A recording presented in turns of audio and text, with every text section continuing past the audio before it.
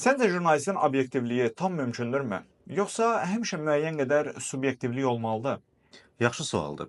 İndi hamı bilir ki, obyektivlik jurnalistikanın əsas prinsiplərindən biridir. Ancaq burada daha dərin nüanslar var. Əvvəla bunu bilək ki, jurnalist də insandır və xəbər seçimindən tutmuş onun təqdimatına qədər bütün proseslər insanın şəxsi şuuraltı dəyərləri və dünya görüşü ilə formalaşır. İkincisi isə jurnalist olmazdan əvvəl insandır. Yəni onun da şəxsən qıcıqlandığı mövzular var, travmaları, keçmişi, bu keçmişdən dolayı formalaşan şəxsi təcrübələri və mövqeyi ola bilər. Ancaq sən efir fürsətindən istifadə edib şəxsi mövqedən çıxış eləsən, hansısa bir güruha, şəxsə və ya quruma olan nifrətini gizlədə bilməsən, artıq təqdim etdiyin informasiya propagandaya çevriləcək. Bunun nümunəsini biz bugünkü media məkanında görürük.